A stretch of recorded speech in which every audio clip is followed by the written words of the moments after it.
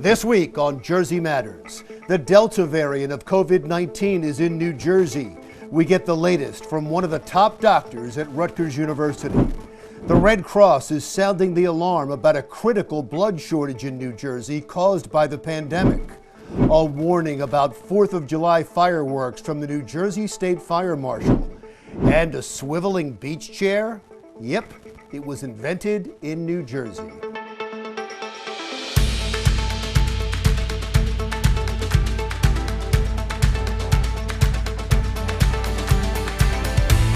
Welcome to Jersey Matters. I'm Larry Menti. We're expecting huge crowds at the Jersey Shore and for fireworks in New Jersey this weekend. And with the Delta variant now here, could we get another spike in cases? Let's get the latest right now from Dr. Reynold Panettieri, Vice-Chancellor at Rutgers University's Institute of Translational Medicine Science. Doctor, as always, thank you so much for joining us. We come to you for your expertise, especially when something new happens. And now we have the Delta variant. Tell us what that is and how concerned we should be.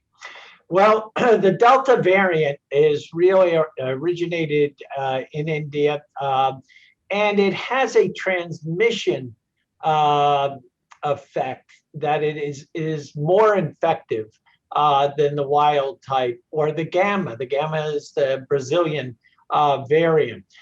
So what we have found is that the Delta variant is now the more predominant COVID-19 infection compared to the wild type. Now, the good news, Larry, the good news here is the vaccines are still effective.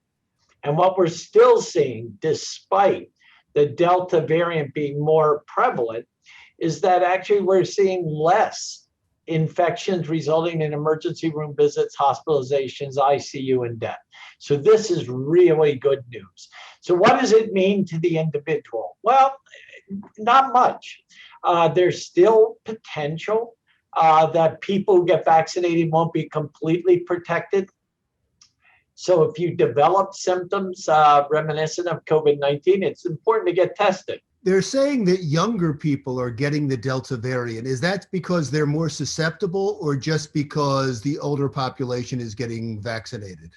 Yeah, I think it's a little bit of both. We don't know. We can't tease that out completely, Larry, but I do believe that the older Americans were offered the vaccine sooner, and we didn't test the safety of the vaccine in children. So as a consequence, the pool of potential infected individuals are now children.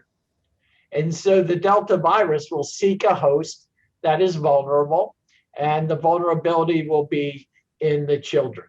Now, the good news is the children, though they do develop the infection, the vast majority actually recover, unlike adults. We keep hearing about children getting vaccinated, that we can't reach herd immunity unless we start to vaccinate children. Now there's talk of testing and children being vaccinated as young as 2 years old.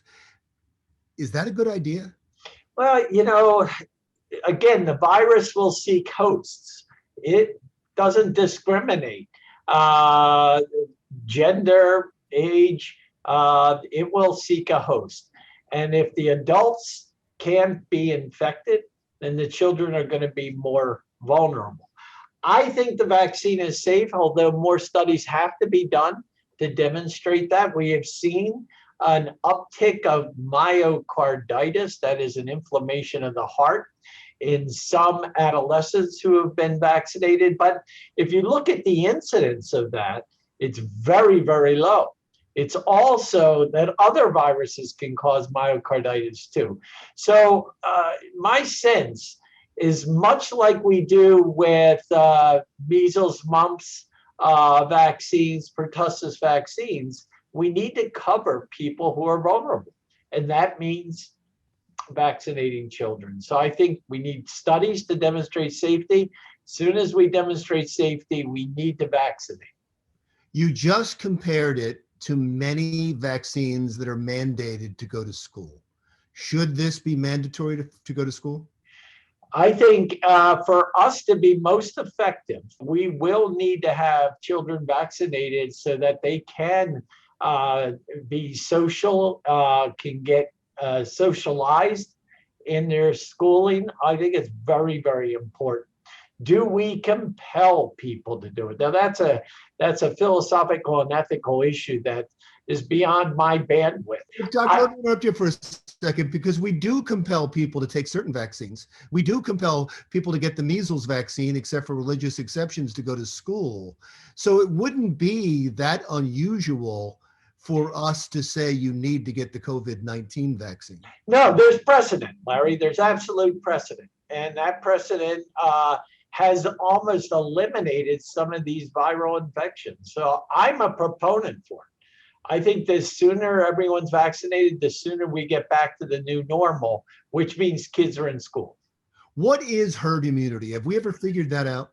Well, herd immunity is when the susceptibility to infection because of immunity drops to less than 20%. That means 80% of people must be immune to become what we call, in quotes, herd immunity. Herd immunity, simply stated, is the virus will die if it does not find hosts. And if 8 out of 10 of the hosts can't be infected, the virus will die off. I phrased the question poorly because I was looking for the number and you gave it, because there were several numbers given out, but you're saying 80% is a pretty safe number. Yeah. If we don't get herd immunity and we have these variants, will the virus finally mutate to a point where it is vaccine resistant? Well, we hope not.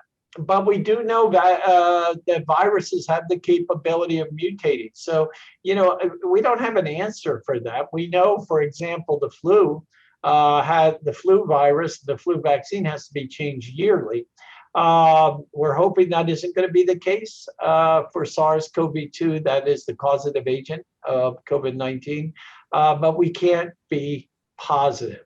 So I think what we need to do is watchful wait, vaccinate. And when we find that it's effective, then maybe it is a one and done injection and we won't need it again. If, on the other hand, vaccinated individuals are becoming infected, then we need to clone that virus, understand it, and then recognize we may need to revise the vaccine on a more regular basis. I'm going to try not to be political at all in this question, because these days everything is political.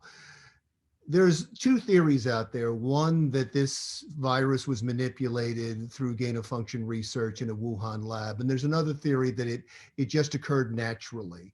And there's two distinct sides that argue vehemently with each other. Rather than ask you what your theory is, how important is it to find out how this started?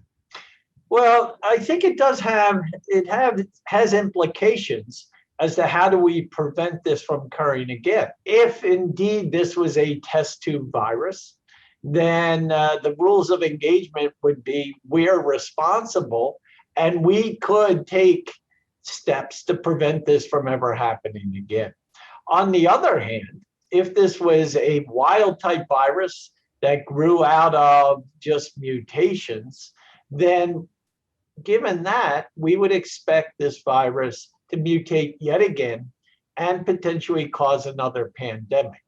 So I do believe there is some import in understanding the origins, but ultimately we are dealt the cards and we have to deal with it. The way we dealt with it was social distancing, good physical hygiene, and most importantly, the vaccine. Remember, Larry, if we go back a year plus, just a year and some months, we had nothing. Right. And we're back to the point where we're not wearing masks and we're social gathering. I mean, that is quite a statement, and it was all about the science and the vaccine. So however this occurred, I'm confident that the world has, in our science, the ability to curb yet another insult, be it man-made or be it, nature. That is very well said, Doctor. I think that we blame each other and argue with each other so much, we don't even take the time ever to just step back and be in awe at the wonders of modern science. Well said. As always, thank you so much for your time. Dr. Reynold Panettieri, Rutgers University. Still to come on Jersey Matters, the Red Cross in New Jersey is warning about a critical blood shortage. What you can do to help, next.